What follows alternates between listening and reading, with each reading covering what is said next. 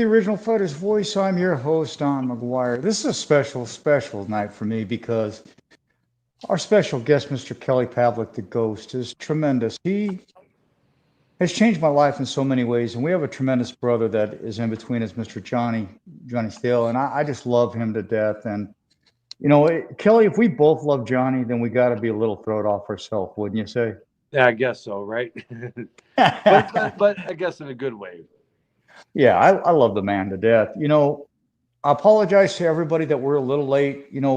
Kelly also has his own promotion, his own gym. He also teaches fighters. So, in this sport, you have to go on the schedule of our guests sometimes. And I was willing to wait for the one and only, Yeah, the no, GOAT. I'm sorry. It's just these last couple, well, last past year with the charitable or all this is really, believe it or not, it's a part of the charitable organization. Even my for-profit gym, which is a weightlifting gym, I do strength conditioning with kids 4th through 12th grade, and it's just nonstop all day. But uh, there's a lot of times I have to push back things, and then I fall behind. And today was a big day for sparring because we got fights next weekend, and it's my show that I'm putting on. It's a fundraiser for the charity, and you know how that goes. We just got to make sure they're ready, and we can't miss because if we would miss sparring today, who knows if we would have got any, next week.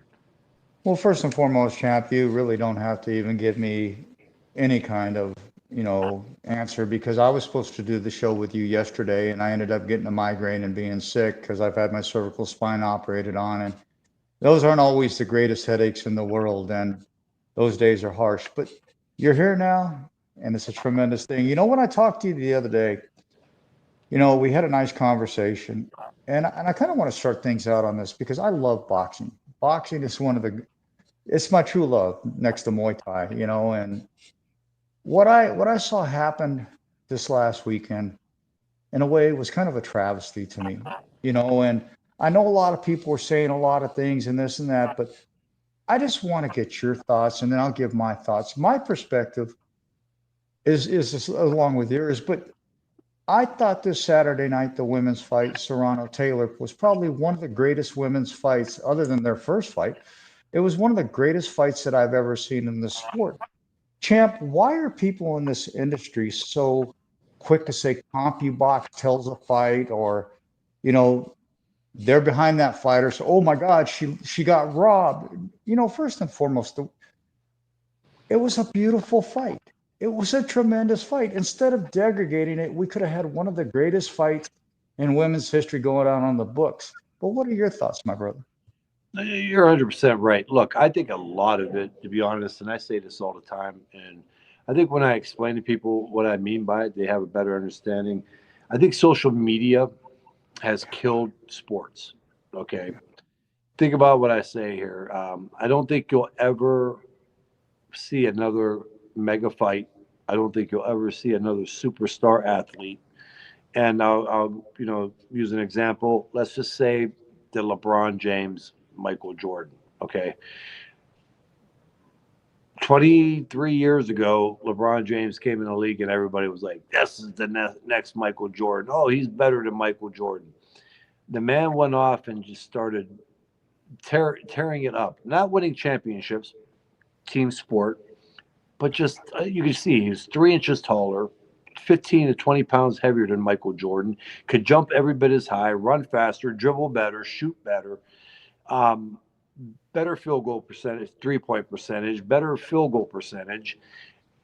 Every which way around the statistical chart, aside from steals, he led, and everybody was on riding his coattail, and everybody loved him. The minute he started closing in on Michael Jordan scoring, okay, and passing him, was when all the hate started coming, and then that's when everybody came out because they didn't want to see it. Um, and that's just one example. Go to uh, Manny Pacquiao, Floyd Mayweather, a mega fight, but it wasn't a mega fight. The numbers, yes, one of the highest all time pay per view selling fights. But by the time people got done spewing their opinions and their points on social media, it was not a mega fight. Spence, Crawford, not even close to being a mega fight. Okay, it was supposed to be the best fight in how long in the last 2 decades, and it never became anything because of once that fight was over and everybody had their chance to, you know, run their mouth on social media and downplay it. It was no good. The heavyweight fights, Usyk, Fury, Usyk, Joshua. There's no great heavyweight fights, and people bitch, but there's never going to be another great heavyweight fight because the people are are given a platform to feel relevant, and it's going to be run down. And that even goes back. Think about this, and I might get shit for this, and I don't care, but it's the truth. If people actually take off the blinders and take out the earplugs and listen to what I'm saying on this one. Think about if social media was around in 1991 when Mike Tyson got knocked out by Buster Douglas. And truthfully, would Mike Tyson be who he is today if Facebook and Instagram and X or Twitter was around? You know what everybody would be saying? Oh, he got knocked out by an overrated, a guy that beat nobody. And I told you Mike Tyson was overrated and he was washed. You know, he fought bums coming up. As soon as he stepped up against a decent guy who was bigger than him, he got knocked out. We know that. And that is a fact. That's what would have happened.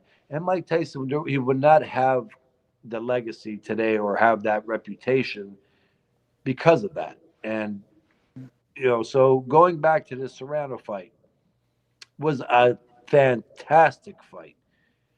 Unbelievable. I've seen worse robberies. If nobody bitched and moaned about Manny Pacquiao, Timothy Bradley, and one of the worst decisions of all time, how are you going to sit there and complain about the fight that was so competitive, and different styles? You could tell this was the new crowd that came over from Jake Paul's side, and these were people that were watching a fight that didn't know what they were watching.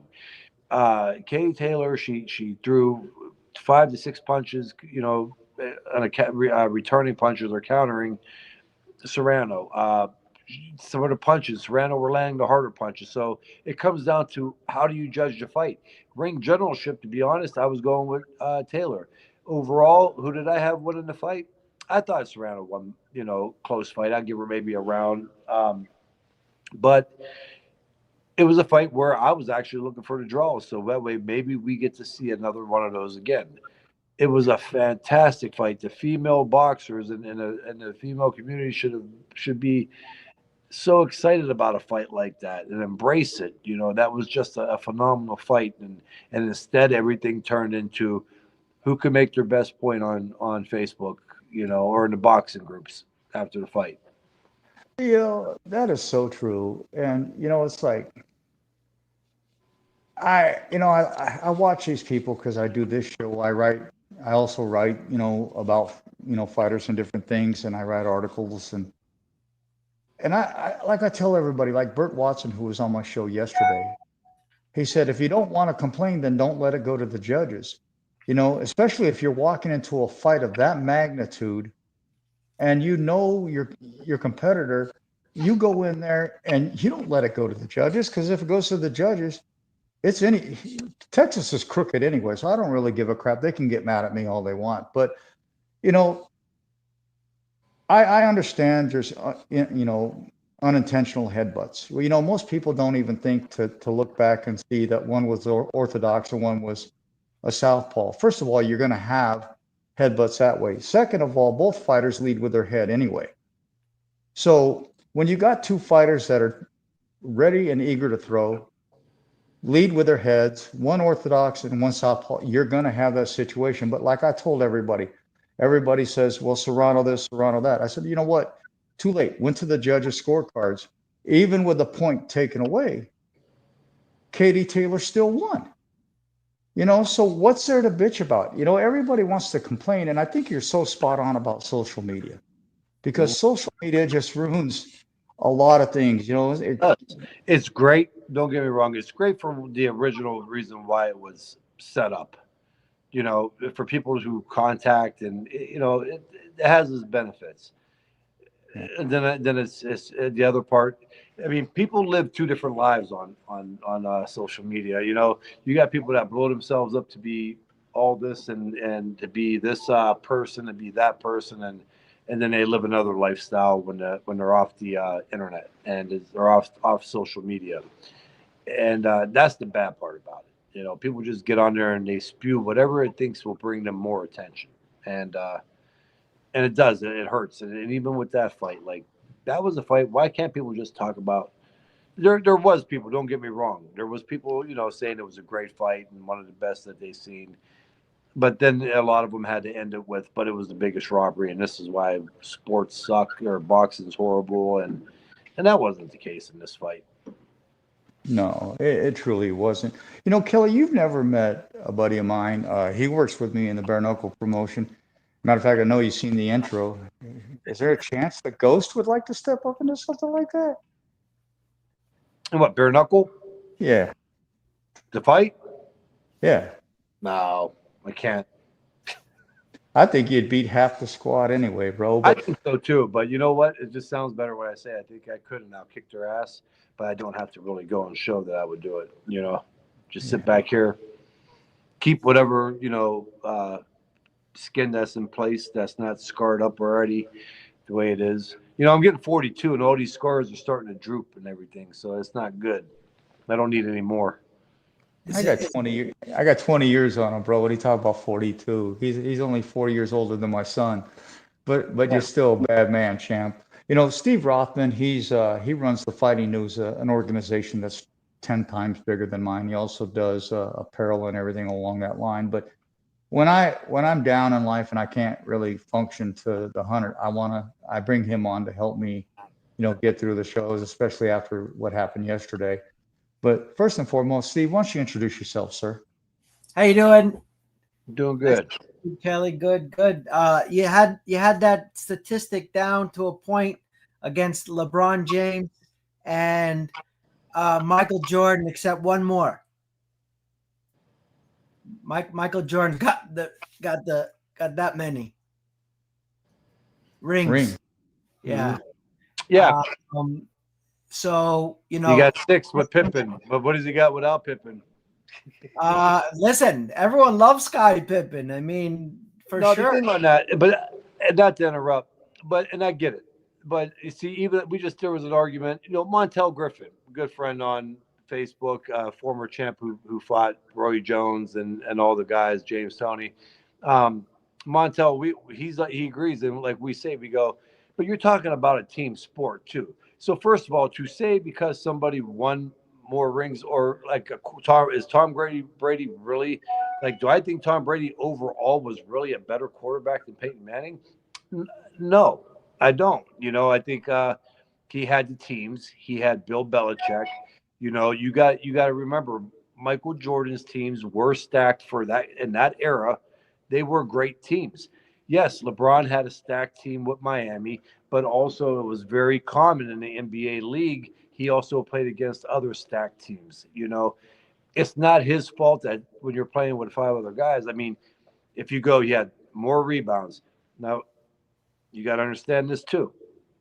More rebounds, he always had more going in. It was close, but he had more rebounds. He always led in 3 points. He's always led an assist, always an assist from the beginning. And it took him 1,300 less field goal attempts to pass Michael Jordan than what Michael Jordan took to get to that point. 1,300 less. And now, after all the years and far more many shots, he still has a higher field goal percentage, which goes to show you just how much better his boy. You're a real LeBron James fan. I understand. I'm not, and that's the funny part. I got it. Steven, actually that's even the funnier part. I'm really not. I have personal reasons. Me and LeBron didn't see eye to eye, but I just call Bluebird blue. You know what I mean? Like, honestly, if we really go by, you're talking about a guy that's, again, 6'9". The whole league is different. Athletes, unfortunately, people don't want to realize this. Athletes they evolve. They're faster. They're stronger. For the most part, they're bigger. I mean, we could just go by the NBA. Or not the NBA, the NFL. I mean, you got guys in the NBA today the old heads always like, well, defense wasn't as tough, and they couldn't forearm check. Look, if they played man to man back then, today they could crowd the lane, they could triple team you, and if you don't think that Giannis could sit there and toss one of them guys into the fourth row, where they're just it's proven. Track the numbers faster, they jump higher. Everything the numbers have shown over and over and over. Athletes have evolved in advance. So you're a coach, Kelly. You're a coach, and you're picking a team. Your number one for your dream team. Your number one pick on that team is what? You pick players retired, not retired, still playing. Who's your number one pick? That's a tough one. I'm probably going with. I'm going to start off with Embiid. And I can't say that last name correctly though. Embiid. How's that? What's the last name, Levi? Embiid. I'm going to go with him. Now here's a guy you're talking 6'11", 7 foot, 280 pounds, and moves better than any center in the history of from 60s, 70s, and 80s and 90s. And all your guys, all your power forwards. Giannis, 6'11", 285. And let me go back to that. Your centers that are 7 foot, 7'2", are now averaging triple doubles and hitting 30-foot 3-pointers. It's just a different game. I grew up on Michael Jordan, Dominic Wilkins slam dunk contest, and I used to have the posters in my room. And to be honest with you, those dunks don't get out of the first round in today's slam dunk contest. I have to, Who's your second pick? I may have to go with a Steph. I mean, Curry is the guy. It's just he's hard to cover. He's experienced. He can hit 30-plus footers. I mean, how do you guard someone like that? The ball handles, and I would say Magic, but Magic Johnson, I don't even think could barely dribble the balls between his legs. He was big, slow, just a big body point guard at that time and could pass. But all these guys today could do that. They could all do the fancy passes, and I think Curry would be too quick, too fast, and could shoot too well from too deep. So you would have to have a strong point guard like that is a big one. Yeah, most definitely. Power forward, or strong forward, shooting guard. I would probably have to go with LeBron James. Not now, but 10 years ago. Yeah, absolutely. Well, I like the point that you brought up about Pippen because, I actually just watched this documentary like about 7 or 8 days ago where they were talking about Pippen's first year. Jordan really didn't accomplish that much. It wasn't only until the second, after Pippen had his first season and gone into the second and third season that Jordan actually started performing, with Pippen as a team. It just correlated and they found their funk. I know it's a boxing show and we're here talking about all sports, but hey, boxing, basketball, they're both combative.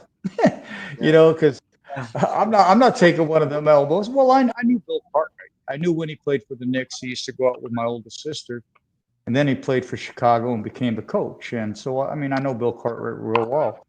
But I do want to get into a little bit of boxing tonight, Kelly, because not too much, just a little bit just to kind of fill some thoughts in my head. Your win over Edison Miranda in 2007 was a breakthrough moment for you.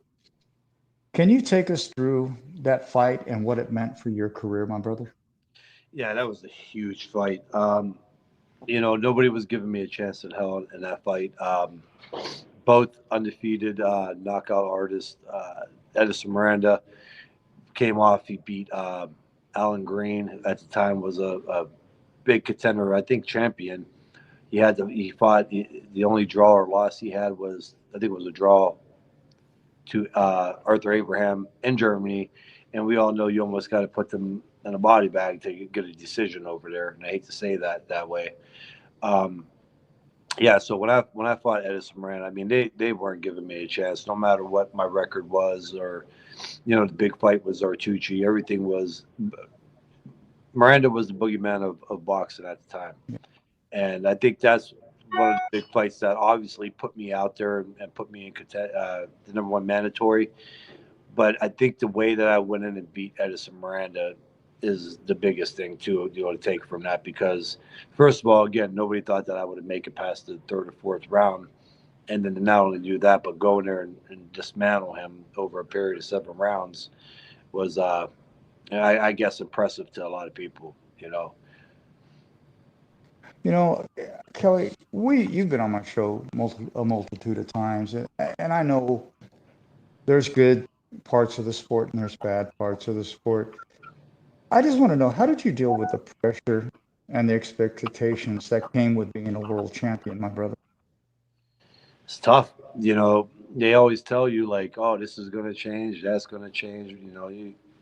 Then as a 25-year-old kid, you're like, oh, I know. Yeah, no, I already know. This is smart ass and naive, but hard headed. It's tough. You do have a lot of pressure. You're getting pulled in every different direction. People want you for charitable events, which is great. I love doing the charitable events, and I like doing them under the radar where I didn't have the media attention. But like go see this sick person, see this. That those ones were hard. And then, hey, you got to go here for this appearance, and you still have a young family at that time, and everything's under the microscope. I mean, everything you do. I could tell you this. It's kind of funny. I was shop at, even after the Miranda fight, I would shop at Walmart because I just liked it. We go in there. I always wear gym clothes, even to this day, gym clothes. And I never forget the day after I won the day after I won the world title. I was walking into Walmart, not thinking about like, oh, you're a world champion, right? But they already put my purse in a paper and everything, and people were looking at me like, "What are you doing here?" And I'm going, well, just 4 days ago I was here and it wasn't a big deal, right? Like what the hell is the difference? It used to be like darts. I played in a dart league, and you could actually go watch it on the countdown to Jermaine Taylor and Kelly Pavlik. You can still find that on YouTube, right? So I'm not lying here. You hear the guys going, everyone at the bar like, oh, he's just one of us. He comes in, he plays darts. He don't act like he's better than anybody. And then the minute I win the world title, it's like, oh, he's a drunk and he's in the bar playing darts. He shouldn't be doing that. And, so it's a lot. And I'm not saying that, people were 100% wrong for that. I think when you get to that point, unfortunately, your life does change a little bit, even though you're not asking for it to.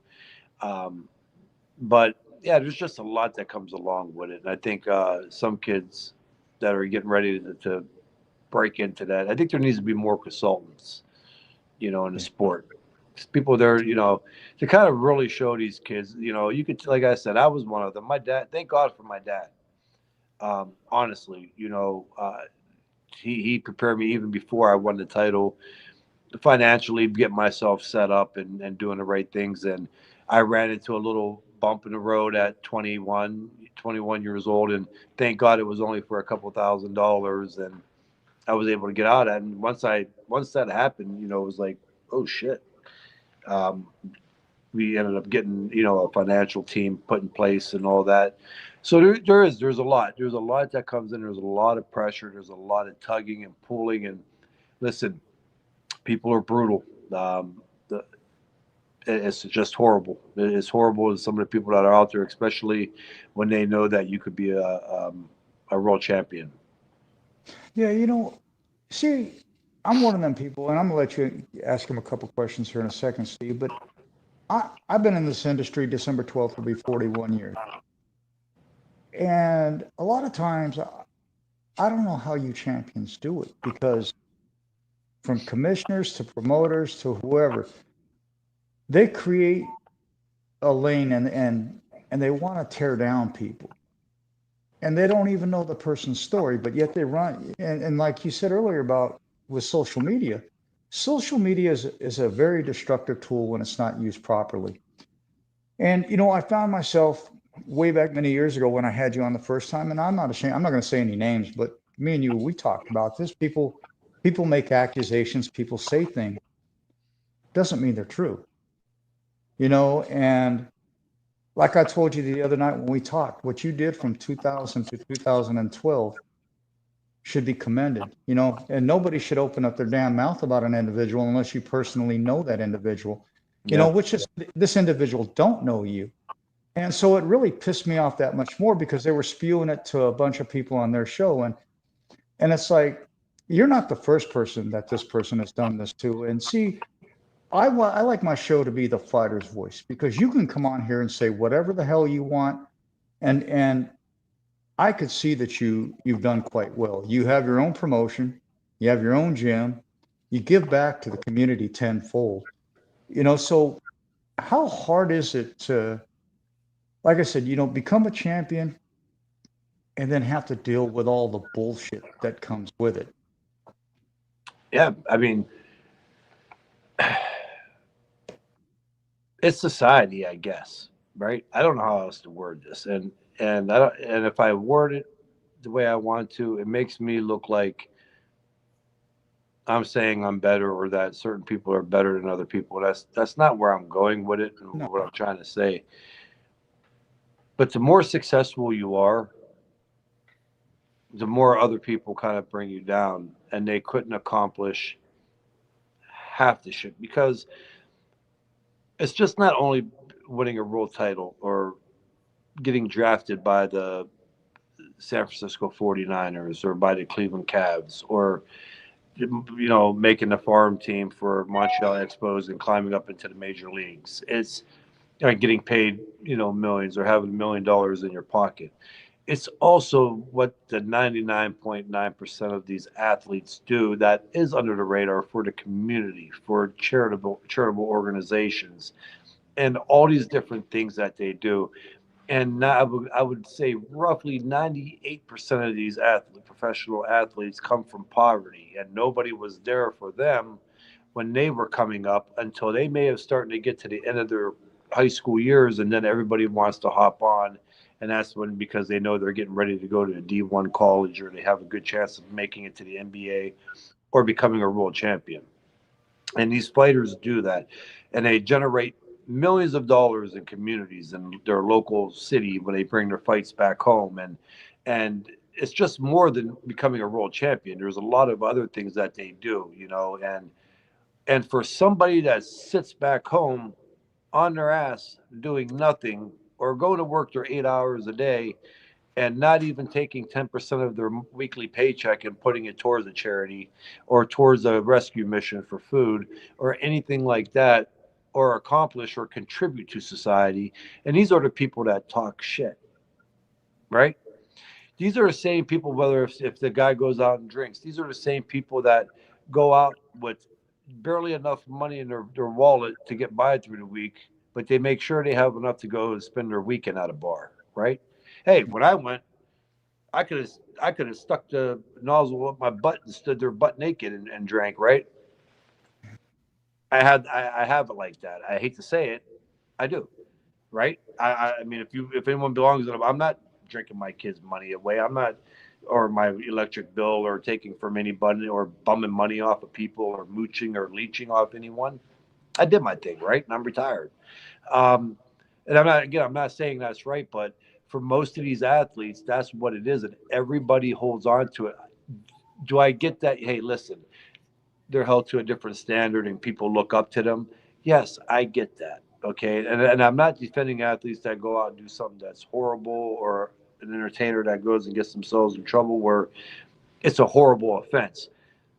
But at the same time, if they get pulled over for a DUI, if they get in trouble, or if they got in a fight, who knows what could have caused the fight, or if they got in some type of trouble, like, and everybody's the first ones to hop on and go, well, they got millions of dollars, they should not be in that situation, and blah blah blah blah.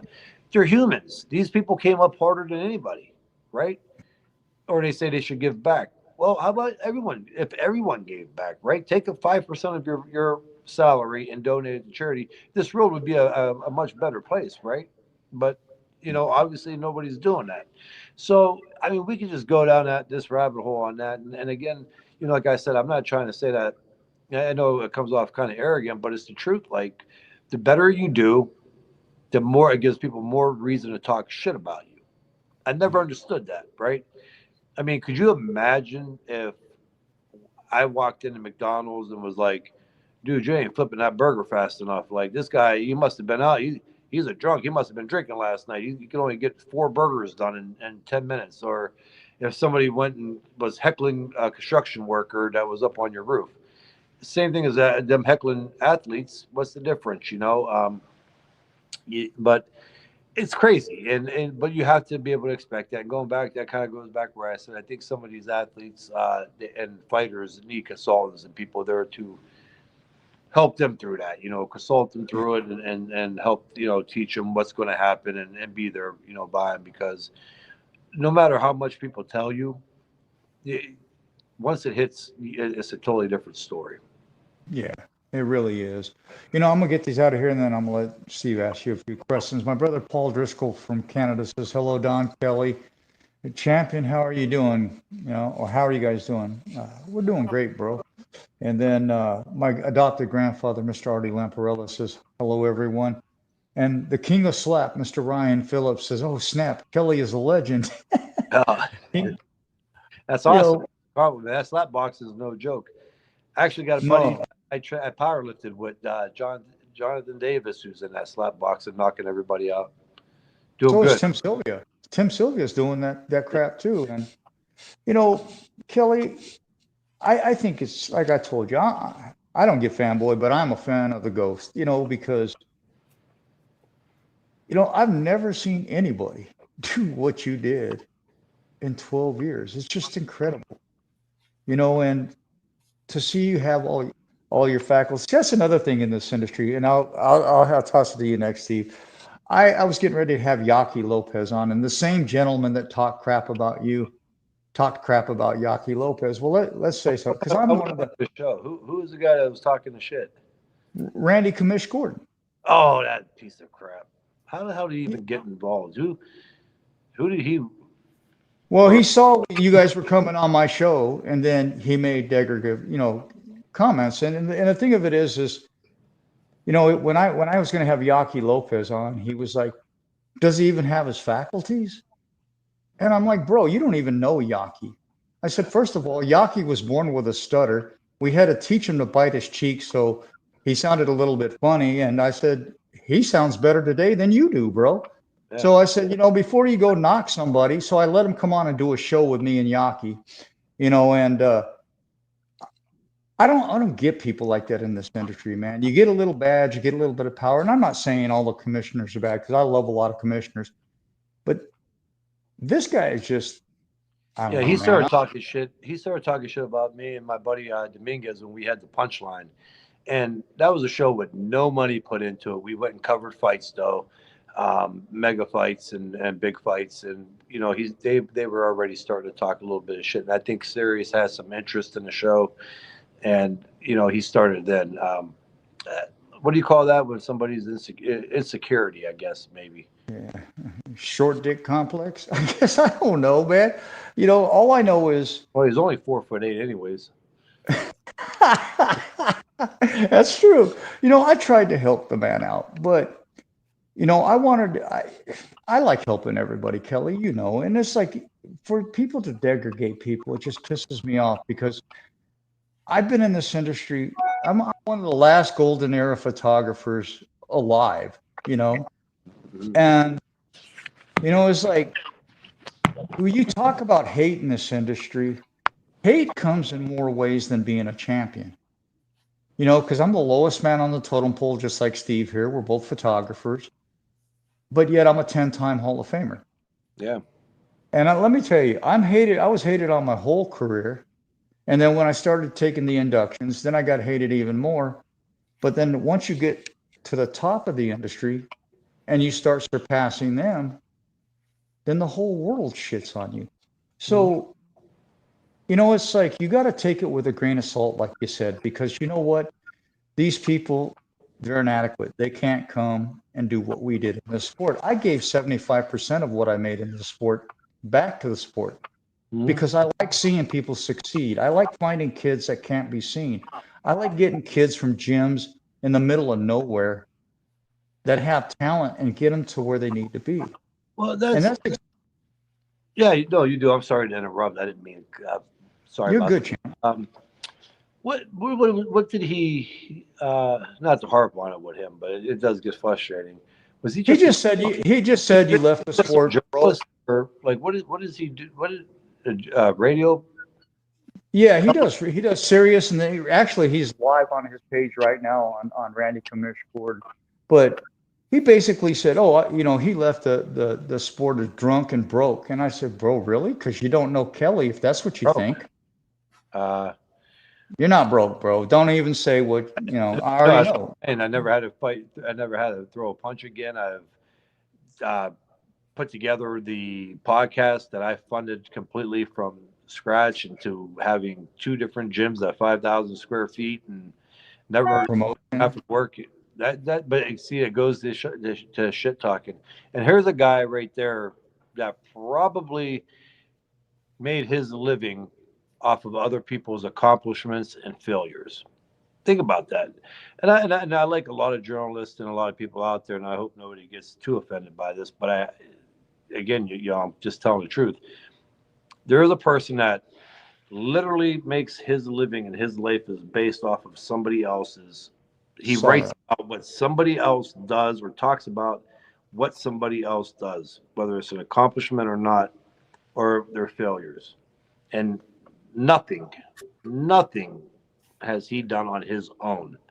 Has he gone out and produced or made or done it by himself? He just sits there and runs his mouth. And hey, look, Well, I'll dig a little deep on him. You don't want to do that.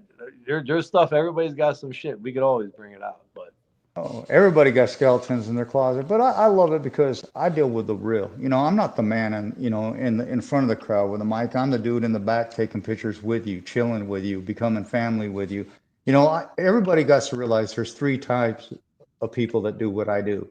The people that got to stand outside the building, the people that hold a microphone, and then people like me that get to go back in the dressing rooms and talk with you guys and take pictures with you in the back. That's the real part of the sport. But you know what? I've had my homie on here for a minute, and I got kind of carried away. last thing on that too. What bothers me about it is the guy always kisses my ass when he sees me. Always nice. Hey, how you doing? Blah blah blah blah. And then you act like that. That's horrible. I never said a bad thing about the guy. Never, really, to be honest with you, never met. Jerry Cooney was the whole part of that show that I was involved with. Like I love Jerry and I love Jared.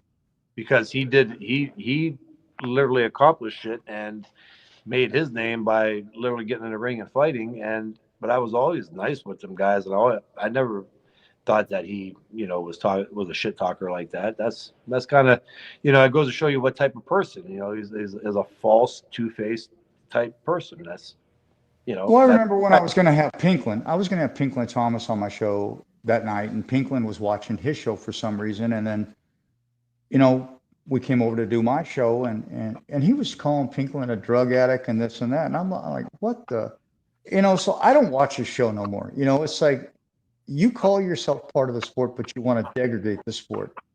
And if it's any goodwill towards you, he just got let go from Ring 8, and Ring Magazine was bought by the Middle East, and he doesn't have a job there either. So, you know what? Turn around is fair play. Steve, hit the ghost up with some questions, brother. So we spoke with Levi before. We wanted to mention his name. Talk to me about what you do now in your daily life with your gyms and your promotions. Talk to me about that. Yeah, and Levi's still he's here now, and No, Levi. Levi said Bring him on camera. Bring him on camera. I think he passed out. He's actually, I think, sleeping in the tire that he flips. Yeah, but so right now, I have the Kelly Pavlik charitable organization, and it's a project that I took on probably going on 5 years now, but it's really the last year and a half, like really taken off. And it started off. I had the fitness gym and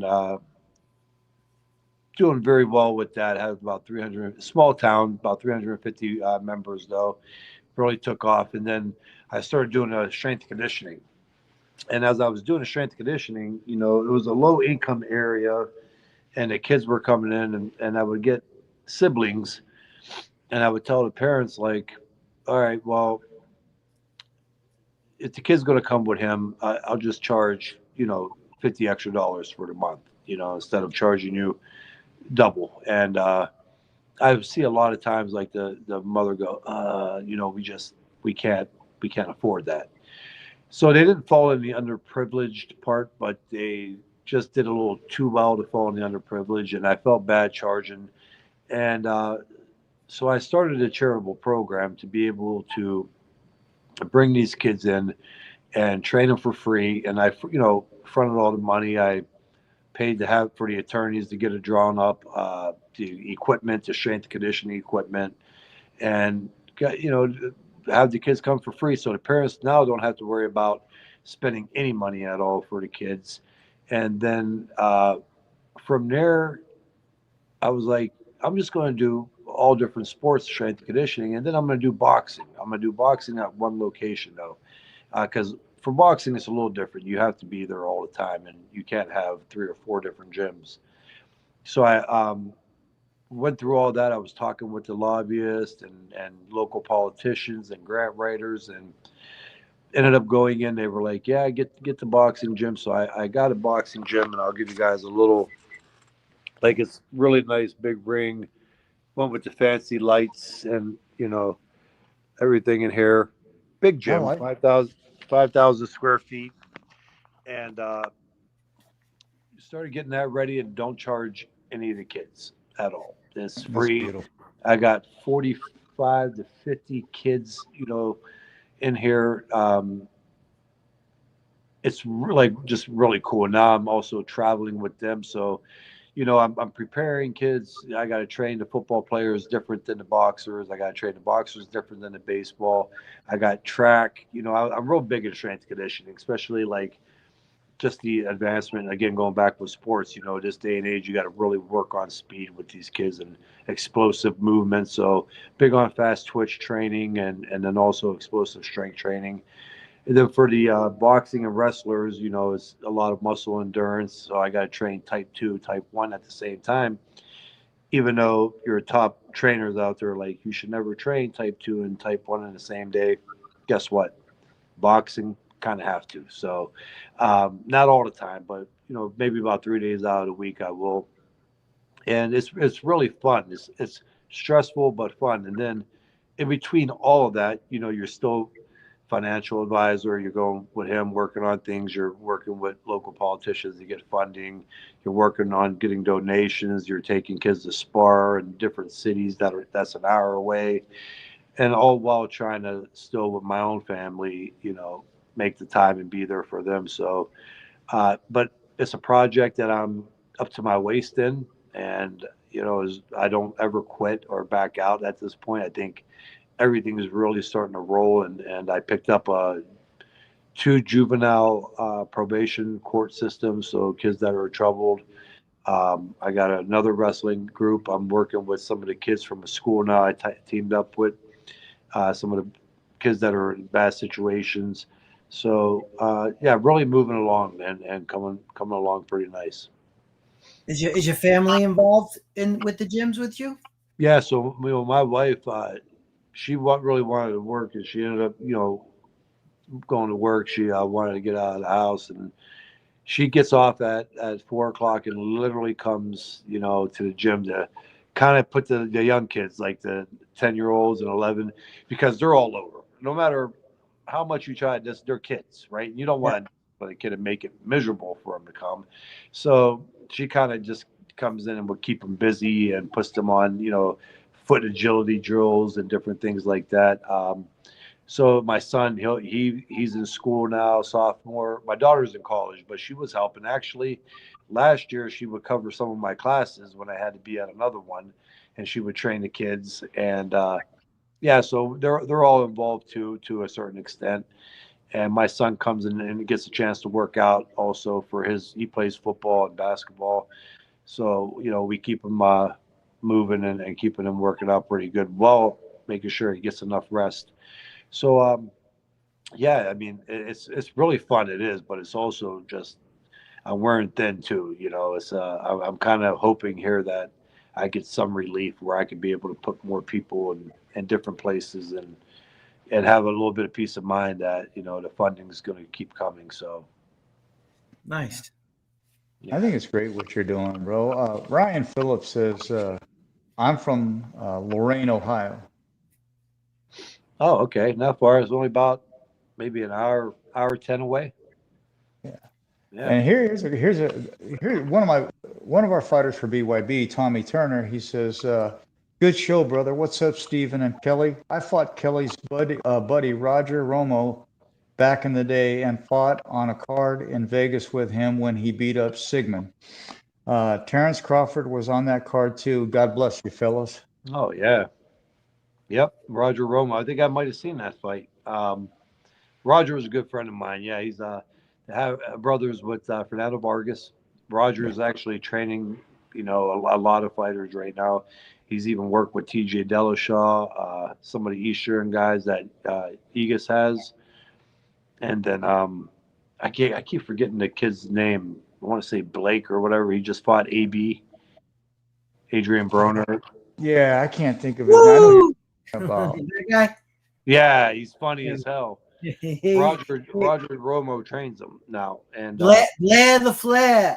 yeah, he's funny, dude. That was a funny press conference, but yeah, and then Scott Sigmund, that was a fun fight, and I actually became pretty good friends with Scott Sigmund now too. So Yeah. I love Tommy Turner to death. But you know what's, champ? I don't know if it's because you slapped the hell out of everybody in the ring, but Mr. Reese Archer, who's also from the UFC Power Slap, joining us this evening, and Celebrity Boxing. What is it about the Celebrity Power Slap guys that like Kelly Pavlik, bro? I don't know. They've been trying to get me in there. I think There you was might another do guy I quite met, well. nice guy, but he was trying to get me to fight too. Is Damon Feldman. Oh yeah, Celebrity Boxing, man. Yeah, You don't want to work for that guy, bro. I'll yeah. tell you right off the gate.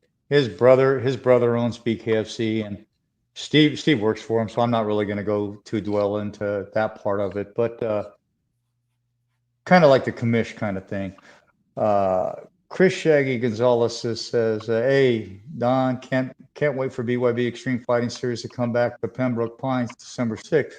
I'm not going to be there, buddy. I'm going to be at my Hall of Fame in Dallas, Texas. But go do your thing, dog. Go do your thing."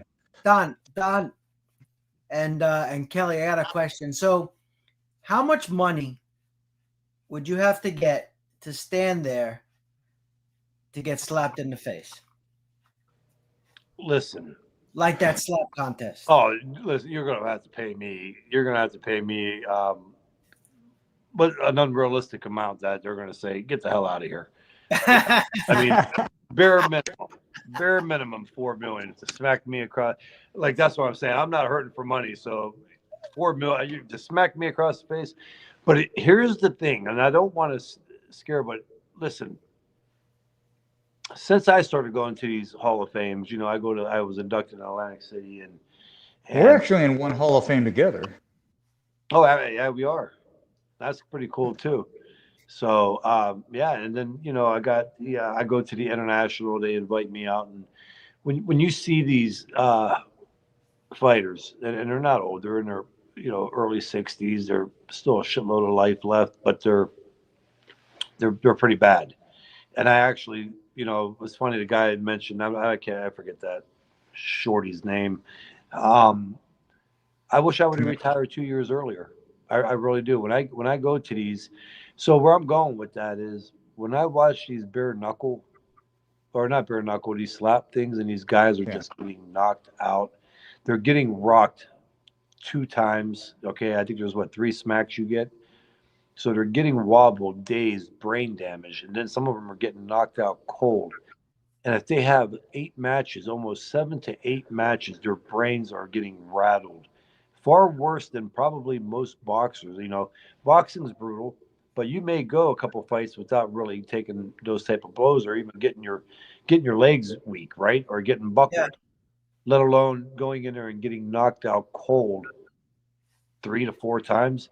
I think you're going to see a lot. I think you're going to see a hold on that sport here in the next couple of years, because you're going to see a very fast decline in the cognitive the cognition of these participants, and they're going to probably end up putting a ban on it because the brain is not made to take that. It really ain't. And them guys are like they're giving they're giving you their chin to smack and knock them out or buckle them, and kind of dangerous to me. It really is.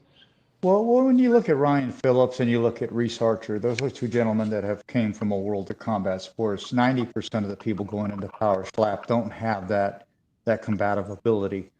You know, the thing that concerned me about power slap when it first came out was the reticular hemorrhaging. You know, a lot of people don't understand, you know, because that's how my mother died. My mother fell and hit her head on a toilet and had reticular hemorrhaging.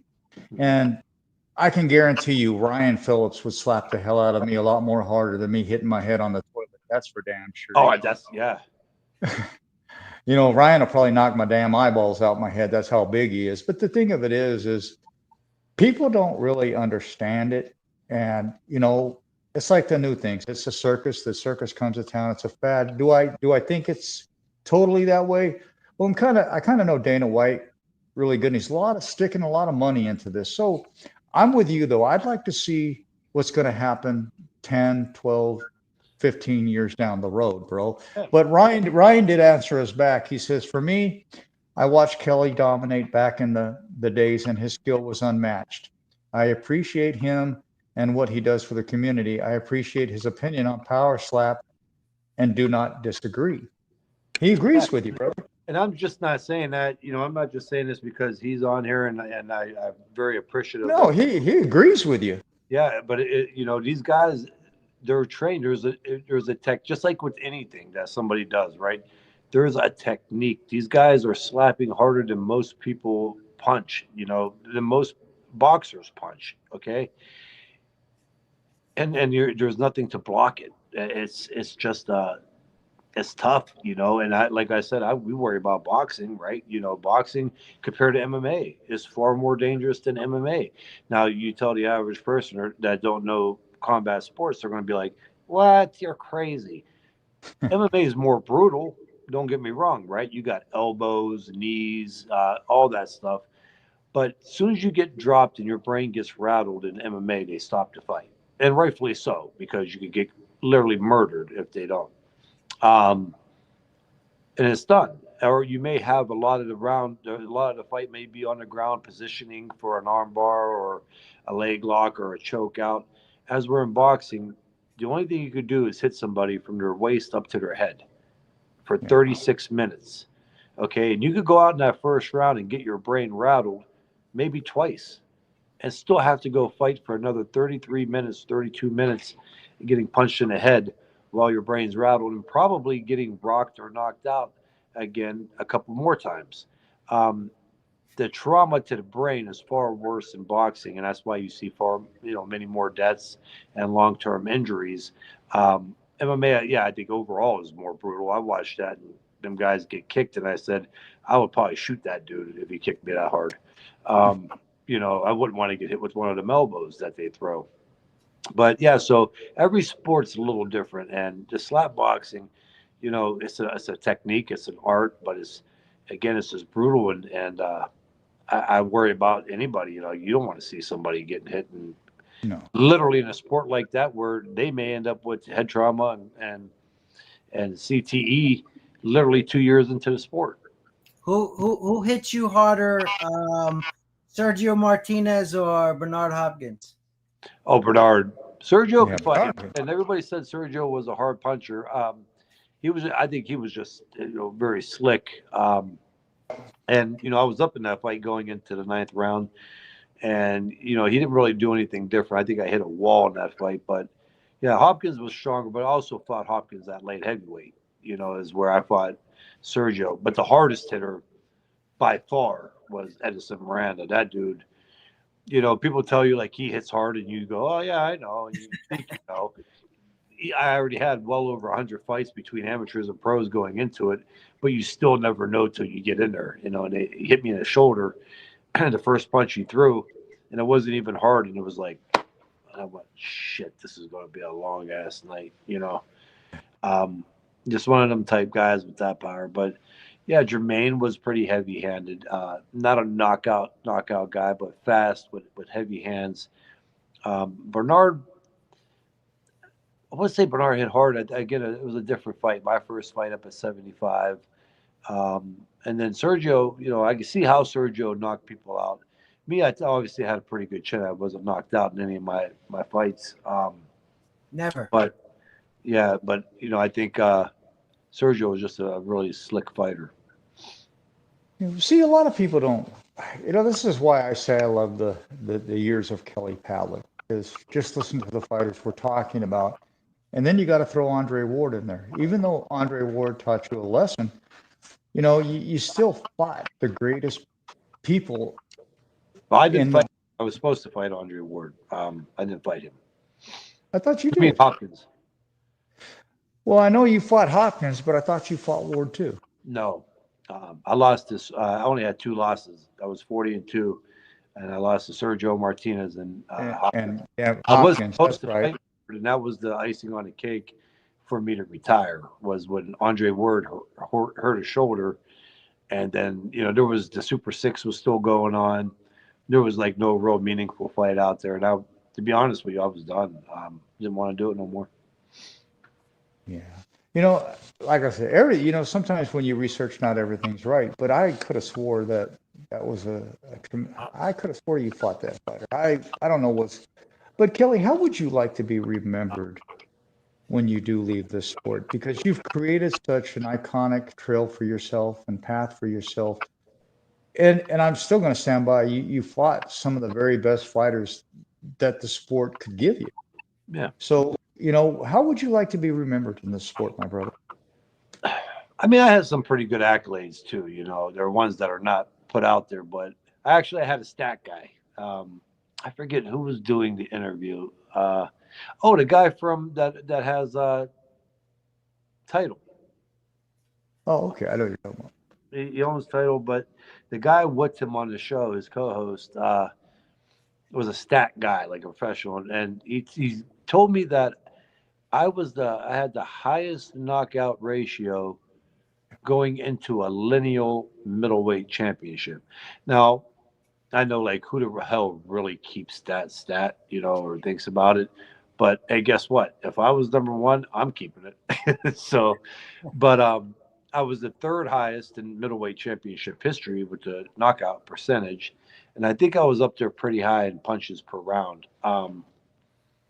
With that all being said, listen, it would be great, obviously, to ever get inducted into the International Boxing Hall of Fame, but I'm content with my career. Three-time world champion. I held 2 of the major sanctioning titles. I had the biggest belt, the ring lineal champion. That's huge, and not many people are in the world of boxing can walk away and say they have that. And I lost only 2 fights out of all of them to 2 Hall of Famers. I just want people to say, like, dude, we got excited when Kelly was fighting. When Kelly came on the tube, we were zoned in. We were watching that fight. We were hyped. That they enjoyed watching. That's all you can ask for. You know what I mean? Like, again, I made Atlantic City Hall of Fame is a pretty big Hall of Fame. There's some. I was inducted in there with Trinidad, Roy Jones, and Riddick Bowe, and Vinny Paz, and a big list of guys. That's cool. If I ever got into the National Boxing Hall of Fame, that would be cool. But if not, again, you won't be able to take away. No, they'll play these fights. The Jermaine Taylor fight, they're going to play that fight forever because it was such a big fight. But at least I hope they will. And that's all you could ask for, just that people enjoyed watching the fights. Yeah, I know you don't really care about that fight, bro. I mean, you do, and but I want to ask you a question because do you feel that if anybody other than Smoger was reffing the fight, do you think they would have let it go the distance or continue like it did with Smoger? Do you think if there was another referee in there, do you think they would have stopped it, or do you think they would have allowed it to continue? Yeah, I think they would have allowed it to continue, and here's the reason. I was grabbing, I was holding on. I was locking up. I was going up under his arm, and when we were locked up and clinching, I was hitting him, and it was actually pretty hard punches to the side of the body, to his head. Then I lost my balance again, went across the ring, and as soon as I turned around, I underhooked him and brought him into me. That's showing a referee that you're aware and that you're able to protect yourself because of that. And then, that I'm also punching him while we're on the clinch. That's a big difference, in the fight and showing that the fighter's still with them. I think referees know that your legs are going to be gone, but if you're able to show that you're not just taking punishment with your hands down or just sitting against the ropes, letting them unload on you, then, that's a different story. But Jermaine never at no point, besides the original knockdown, unloaded a barrage of punches on me. He threw, after I went to one time, he threw 3 punches total, and they were right back to back to back. But I clenched and grabbed underneath. And I think that's a big part. And Smoger stated that in the dressing room, and it played through the head. He's like, as long as you're able to show me you're able to hold on and that your whereabouts are there, he goes, I won't stop the fight. And that's all I kept thinking was like, just clench. Let me get through this round. I get through this round, I'm going to win. I'm going to win this fight, And I knew it. I knew it from the beginning, from the first round on. That's another part that's frustrating is a lot of people were like, oh, Kelly don't knock him out in the rematch, then he's not going to win. I won that first round easily. If people really go back and watch the fight, won the first round easily. The beginning of that second round, I was tagging him. And I got overconfident. He hit me with that punch that hurt me, and I stuck my tongue out like a dumbass. And that's when he ended up, dropping me. And then the third round, I came back, threw 100 punches, over 100 punches. I think it was 103 to be exact. Fourth round beat him. I gave him the fifth round, and then I won the sixth and knocked him out in the seventh. So it was four rounds to 2. Plus, he had the knockdown, so I could see the fight being a draw going into the seventh round. But I won 4 rounds, so I don't see where people were saying in the rematch, like, oh, Kelly got to knock him out to win. And I think that fight was every bit as good as the first one because guess what? I outpointed him in a 12-round decision. So, and my first time ever going 12 rounds. I know we talked about it, and I know we really don't like to talk about it, but I got to know, bro, before I pass away, I just got to know, when you were in the corner and you were loading up on combinations on Taylor and you dropped him, was there a great sense of relief? What was going through the heart of Kelly Pavlik at that moment? Oh, there's so much, you really can't grasp. Yeah. I don't know. It could be different for every other champion or fighter that's been in that spot. It was just you're just so. I mean, if I could jump a little bit higher, I might have been able to touch the blue lights at the boardwalk hall inside that arena. Yeah, it's just everything you talk about, like everything going 1,000 miles an hour, and just that's all it was. And I knew he wasn't good. I knew after I landed that hook, he was out cold. He was out cold, and he raised his hand, and I just ran, and they were like, I could hear people screaming, the belts. But what's funny about that is overall, you really don't realize, at least I didn't, until I think I retired.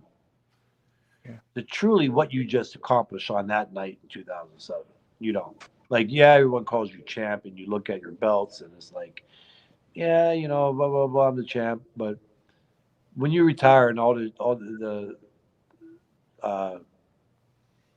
circus is over, I like to call it, the craziness, and you have time to reflect and really let it sink in. That's when it's like, holy shit! Like, those are my belts. I did this. This happened, and you really appreciate it, even more because you have the time to actually let it sink in. So, and I may be the only one. A lot of people be like, no, I know I'm the champ, but like the sentimental part of it, the real part, like getting down to the bottom of it is, yeah, you're champion when you win it and when you're in the middle of it, but to really realize like what you accomplished is, I think that takes a little time with maturity and when everything slows down. Where are your belts? They at home or are they in the gym? No, I do not ever keep them at home. I've seen too much shit with that, right?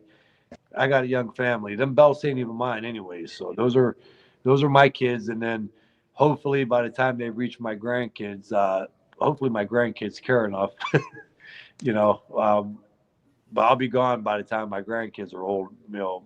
Uh, yeah, all my stuff. I tell people that all the time. This stuff ain't for me no more. You know, that's my kids and what they want to do with it, and for them to cherish it. They obviously care and they love being involved with the, stuff, but they never were too big into the like, oh, daddy's the world champ either. You know, my son, the older he gets, he's kind of starting to, but yeah. So I put all that away, and it's not at my house. You know, I got my father's still alive, and like I said, I got everything. I got them in cases. I got my trunks, that I don't keep on me because it's an invitation for shit. Oh, So and again, they're not mine either, but they're put away. They're put away for, when I'm not here or when my kids are ready to have their own place, it's theirs. Yeah. see, I don't. I got 10 rings. I don't keep them at home either, bro. Because it's just no, I don't. I keep two of them at home, and if you want to steal them, I'll fucking give them to you. Yeah. Because I can get them right back. But I'm like you, bro. I have almost 41 years in the sporting industry, and I used to have a full closet back here. Oh, what are we getting to see? Oh, I'm sorry. No, I'm charging my phone so it don't die on you guys. Oh, but I had a 15 by 20, 25-foot closet full. Now I have to get a storage unit, and I'm not going to tell anybody where that's at. But Yeah. let me get on here. And, Yeah, that's like another thing too. You got to remember also why. I'm sorry, guys. I got to do this for a minute. Yeah. Also, I'm not gonna lie. Obviously, like when I won the world title, it was, I'm in between training camps. I'd have people over to watch the fights, pay-per-view fights, and friends and people just in and out of the house, and because I couldn't imagine having, especially some of the characters, who I thought were friends.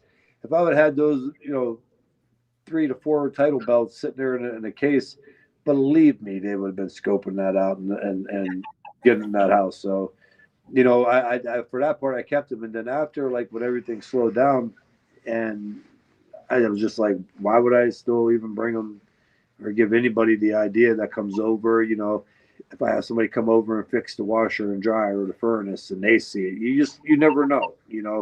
And again, I still have, my family and my kids are in my house. So I wouldn't put them at risk either. well, look at Patrick Mahomes and Kelsey.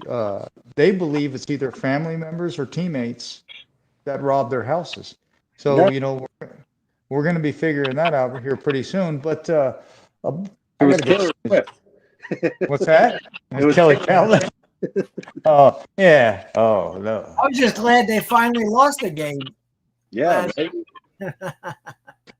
My brother Brian Halderson out of Drayton, Canada says hello. And then Justin Sims says, Kelly, aka Jay Taylor, hype, train derailer. And he says he's a big fan. What's And up, Justin Sims says, Don, aka the OG, and Steve, aka the heartthrob of South Florida fighting. And then Ryan Phillips says, great cast on. It's always fun to have the ghost on, bro, because I just love him. Kelly, I know what you're talking about, not the hype and all this, because me and you have talked about it. And I apologize to you for putting that video out, about 4 years ago of the fight and tagging you in it. But the reason I did, because you really are a real life Rocky. You really, truly are a man defined. And I don't look at very many people. People think that because I'm around all of you guys that I appreciate all of you guys. I don't. I'm there to make money and put food on my table, just like Kelly Pavlik is. Now, it doesn't necessarily mean I like you. I might appreciate what you do in the ring or in the trigon or on the mat, but I absolutely love this man's career. The reason I do is because 12 years. You show me anybody else that can accomplish what he did in 12 years, and I'll shut the hell up. And I'm not a fanboy. I don't get whatever. I just respect real athletes. So, Kelly, when I put it that way, who was the mentor? Because we know you had a great rivalry with Jermaine Taylor, but who was the person that put Kelly Pavlik on the right track? Who was the person that whispered those words of true intent to get you through all these battles? Because you're one hell of a world champion. Mhm. I wouldn't say it was one person, to be honest with you. I'm weird like that, Don. I mean, I was, aside from the Dominique Wilkins and Michael Jordan slam dunk when I was a kid. I never was a guy that had like my favorite fighter on the. I never took the Ring magazine picture off and put it on my wall, and I never really had anyone that I admired or followed. But where you're going with that is, I would say my mom and my dad to be on the right track, and I can honestly say that. And these were two people that didn't want me boxing at all, and they were a big part of that. I would say, obviously, in the pros, Cameron Duncan, who was my manager, you know, rest in peace, Cameron. And there was a lot of people in the boxing world that didn't take to Cameron, and there was a lot of people that did. I think what he did as far as an agent for me was phenomenal, and he put me in the right place with certain people that advising me and kind of teaching me the ropes. And I think when you have a team like that, when you could have a good supporting cast, as Michael Jordan did with Scottie Pippen and everyone else, it's just one of those things. You know what I mean? Like I think those guys were. I think my dad and my mom was a huge part. My family, I think. I truly believe like Cameron Duncan. Jack. I was with Jack Lowe. From the beginning, he obviously played a part. But I think it was that. I really do. There was no one person that I ever like really singled out, or I could say that was the reason that really helped me. A lot of it was my determination. You know, I didn't like training with people. I would go run my ass off, and I didn't want nobody with me because if they were able to keep up with me, then I wasn't. I didn't feel like I was ahead enough, right? I'm not ahead of my opponent right now because this guy's able to stay with me. So I would train 7, 8 hours a day, to make sure I was ready for the fights. And yeah, there was a lot that was added into it and put into it that came along with it. It's just really hard to say one person, but if I had to say the top people, I would say my mom, my dad, and then obviously another person throughout my career who was a big help, and everyone needs that. I think it's one of the biggest things that's underlooked is your significant other. My wife was with me from pretty much the beginning of my career. I was only 10 fights into my career, and those 10 fights happened because they were like a month after, one after another. And she was there, and she was supportive, which always helped. Even when I had my daughter, a year and a half before a year before my title fight. It was go ahead, go train, do what you got to do. I'm fine. I'm going, well, you sure? Even when she was pregnant, you sure? I'm fine. Go ahead. And that's a big part, and she didn't care about the fame. She was happier when I retired than anybody in the world. She almost jumped through the roof. She cried in happiness that I retired. And to this day, when I say I want to go fight Jake Paul, she, no, you're not. You're done. I'm going, ooh, but what if it's like 20 million? No, no, you're not. You're done. You know, um, What if so it's exhibition?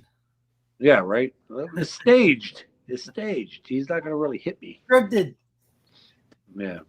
I saw something about that today, and it had me dying. It showed everybody that he fought. All of them were like 50 and 60 years old and retired. And the only person that beat him was a novice in Tommy Fury. Yeah. The only real fighter he faced, he lost to. And you know what?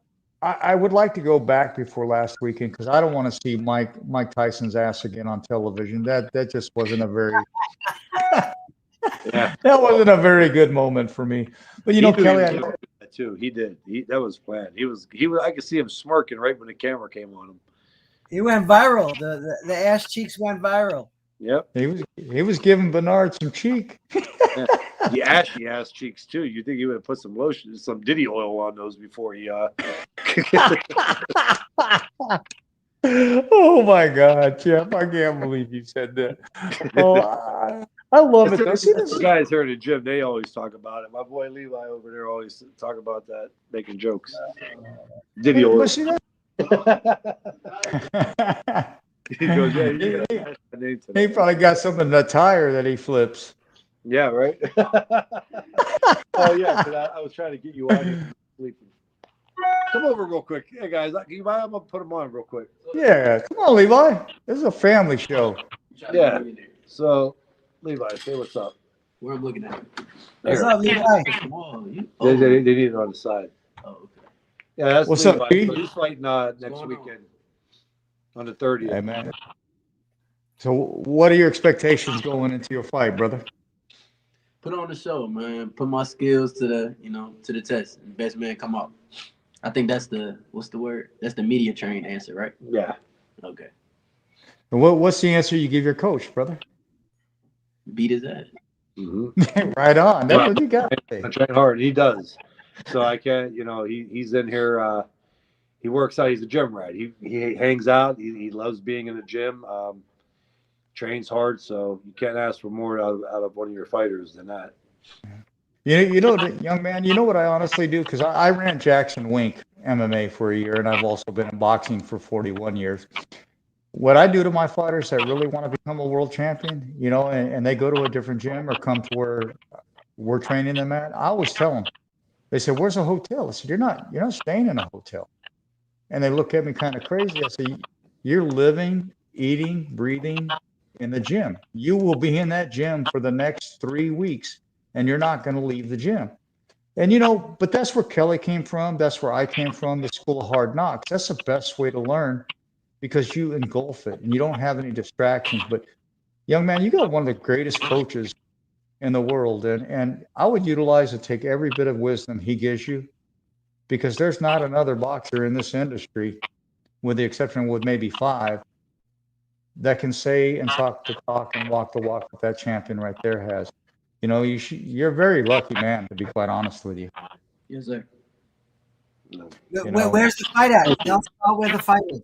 Yeah, it's an amateur show card. It's in right outside Youngstown. It's probably about right from my gym here, probably a 15-minute drive. It's November 30th. I screwed up and put it on the same day as the Ohio State Michigan games, and but that's because I booked it last year. But I think the tickets are going good for it, and we're gonna have a lot of people out at this fight, so it's going to be pretty cool. This is your promotion? Yes, yeah. I'm putting this on. It's going to be my 4th show. Nice. So, Hey, Levi, how does what was that, Steve? How do you like doing that, Kelly? The promotion of it. I listen with everything going on. I wish I didn't have to do it right now. When everything slows down, I would like to, but it's a fundraiser to kind of help to keep everything for these guys moving. To keep the gym over. Like I said, I fund all of it, and can I keep funding it? Yeah, but it gets hard, man. So I put these on. That's the only way right now to get some funding in, and plus they train their asses off, and sometimes it's hard to get them on fight shows that other trainers are putting on. So you want to reward your fighters when they're in there for weeks at a time, sparring, fighting, running, making weight. They're doing it for a reason. They don't want to just stay in the gym all the time and keep sparring. So you put these shows on too to showcase what they've been doing to the fans. Hey, Levi, Yes, sir. Ryan Phillips wants to know where's the fight at. Why don't you hype this fight up, bro? Let everybody know where it's at. Yeah, he wants to know. The one guy on the show, a fan wants to know where the fight's at. It's Boardman, right? No, Austin Town. Austin time. Well, Yeah. it's close to here, it's like 15 minutes. Yeah. We put on the show, man. You know, you don't see Kelly in the ring, and he ain't doing nothing but passing it down. So it's gonna be quote unquote some Kelly's going on out there, entertainment wise. It's gonna be different styles for sure, but we're gonna put on the show. I gotta throw some names out there for sure. Levi Williams, of course, Darius Harshaw, Isaac Johnson, Juan Haregi, and Jose.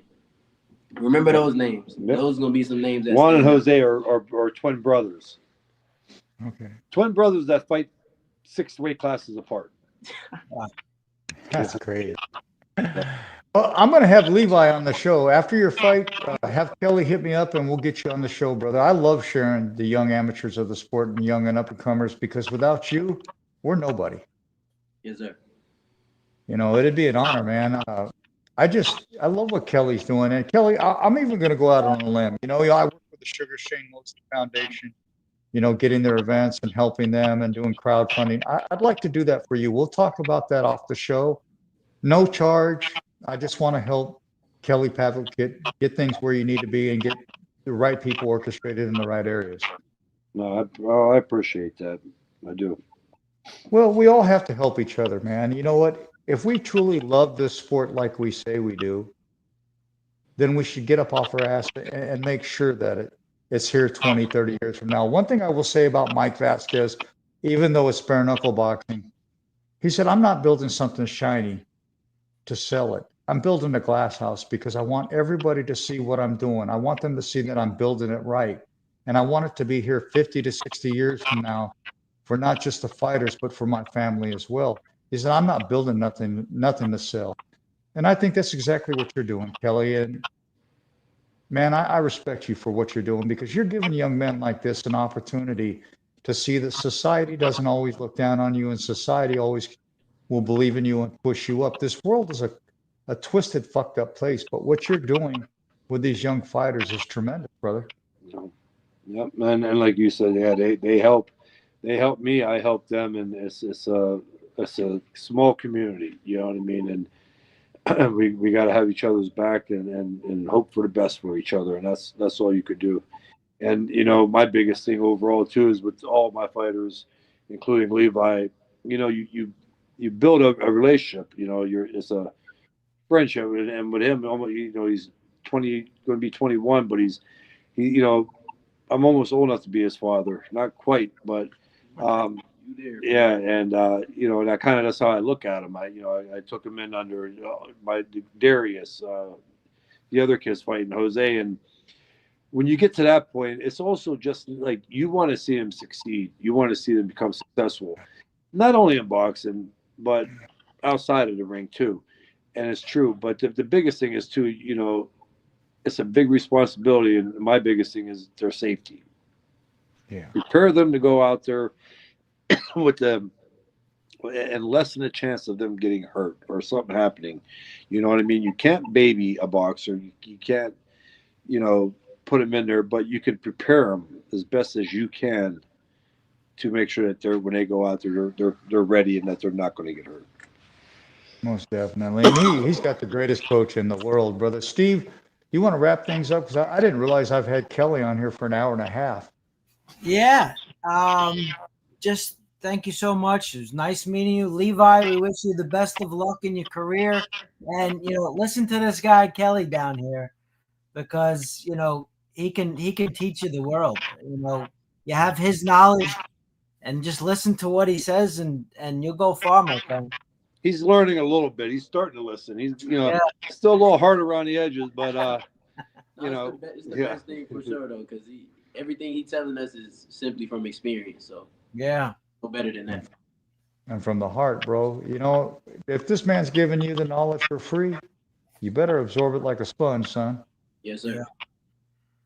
Yeah. I can't wait to see his fight. You know, Kelly, I'll get with you tomorrow and we'll talk about, you know, the other aspects of it. But then I also want to get with you and figure out when we can start bringing your fighters onto the program. Oh, absolutely. Yeah. And I'll try to have the videos, you know, of my guys for you and Levi. You know, you can watch it after his fight. So. Yeah, Levi, also follow The Fighting News. Yeah. On all the platforms. The Fighting News. Yeah. fighting news on all the platforms, and we'll pump you up a little bit on some social media. Yeah. That's one thing I love about Steve. Like I said, his platform's probably 20 times bigger than mine, but brothers come together to help each other out. No, I'm truly appreciative, guys, and I'm sure all my guys would be in Levi. Again, because that's awesome, Steve, for you too, because these guys do put in, and there's no guarantee that they're going to make $1 million, win a world title or whatnot, and they put all this work in. And I tell you what, that's discipline. To get a young 20-year-old man who could be out at the nightclubs or getting in trouble or doing this and doing that, they got their mindset on something, and they help the other kids in the gym. They take some of the younger kids that are in here under their wing a little bit, and some of the kids that don't learn as quick, so it's just a lot. It's the boxing gyms are probably the best places that people should. I think if there was 300 boxing gyms in every city, crime would be way down. The world would be a better place. And I honestly say that. You may have a lot of walking zombies, but it would be a better place. That's horrible. I love that. Kelly, I'm going to toss the mic to you. If you want to add anything to the show or give any of your sponsors a shout out, brother, the floor is yours. No, first of all, I just want to thank you guys, Don and Steven. Thanks for coming on and giving me a chance to talk about the things throughout my career, and then also what I got going on now, and being able to let people know what I'm doing, and then the platform.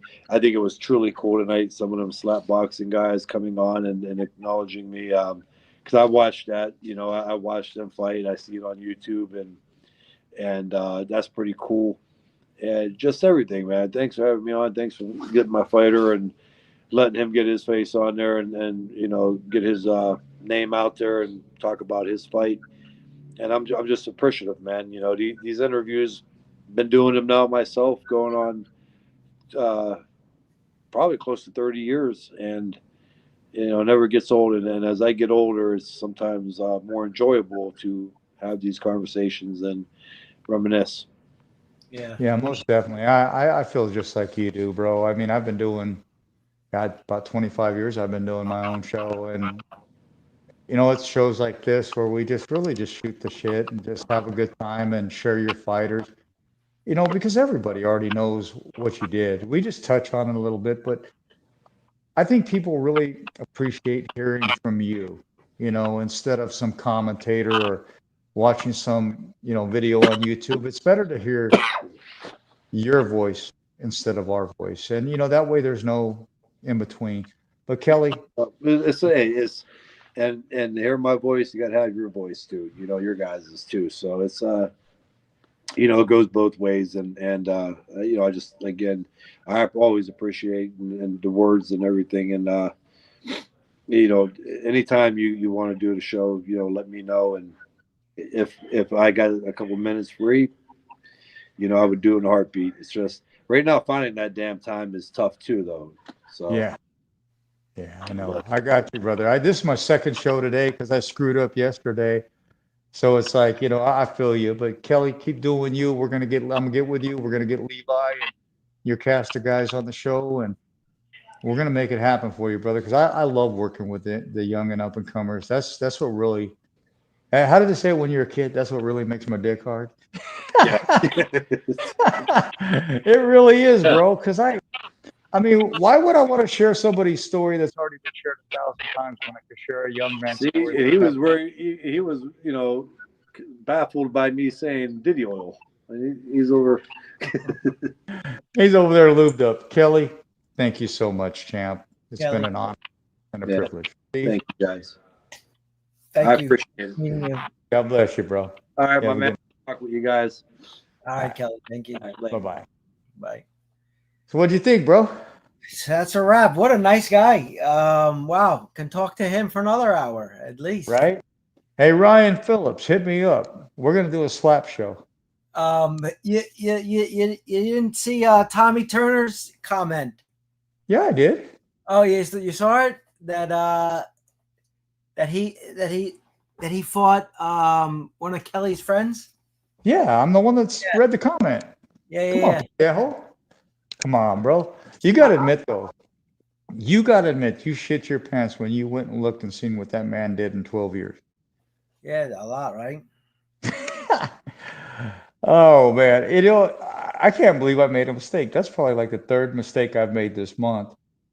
But I don't know, man. I'm not right here. And I'm going to take a minute to explain this to everybody. Okay. I don't always tell everybody everything, but I had C5, C6, C7, and T1 fused. The fusions didn't take, you know, it didn't take. But I'm in a lot of pain. And so we had multiple different aspects. You'll look at it, and we found out that the surgeon put the cages in there, but he didn't do anything else. He didn't clean out all the nerve impingements. There's just so much bone debris, spurs, nodules. All my nerves are compressed. So now they want to operate on me again, December 28th. And I don't know, man. I don't think I'm going to have it done. You know, I know Mike's a little upset with me because they wanted to do it the day before Thanksgiving, but you know Your fingers what? have been better, Don. Not really. No? They're not as black. I Yeah. mean, they They're not still are. bad either. Yeah, they're purple, but you just can't see it because the way the Yeah. lighting is. Mm. But you know, this morning when I picked Bill Clancy up, Hall of Fame referee Bill Clancy, when I picked him up from deer hunting and got him to the airport, I mean, my fingertips were just dark, dark, dark purple. And you know, I think because I'm moving my arms right now on the show because I get excited, but I got to keep my elbows in. But boy, yesterday was hell, bro. I mean, I don't know what happened. I came home from taking my wife to work and I hurt so damn bad. It was about 10:15, 10:30. I went to bed. I didn't hear nobody call, no nothing. I missed 56 freaking phone calls, bro. I slept all the way until almost 5 o'clock. My wife's chewing me out. She's coming home from work early. My son's chewing me out. I mean, I got up and my head was this freaking big from a migraine. And I just couldn't do a show with Kelly yesterday. And, you know, I feel like crap today, but you know, you always come through like a trooper, bro. You always come through and help me. Hey. So I'm leaving for New York tomorrow, Don. Thanks for having me on the show. I got to pack. I'm going to a friend's wedding of mine in New York.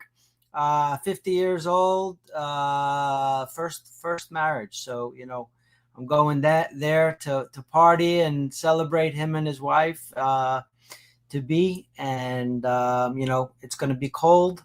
I'm going tomorrow night to Spumoni Gardens, which if you never heard of it, it is the spot in Brooklyn to go to. Well, I don't really.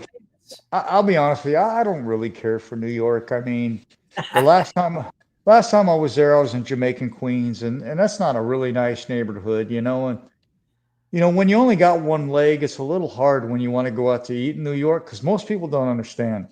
Yeah. If you find a restaurant that you like, you might have to walk 2 miles to get there. You know, and then you got to walk through boroughs that you might not want to go through, and you know, it's just different for me. I'm a Southern boy. I'm sitting in here, you know, and all I see is deer and cows and horses, and I don't really got to deal with too much bull crap. And you know, I like the slower life. But enjoy yourself in New York, brother. Have a great time, and send me a cheesecake, man. I've been dying for some cheesecake, but you go do you. And brother, thank you so much for always covering me on the show. You're so righteous, bro. I don't know what I'd do without a homie in you. Good to see you, Don. Good to see you, brother. God bless you, and enjoy New York. Thank you. All right, brother. Bye-bye.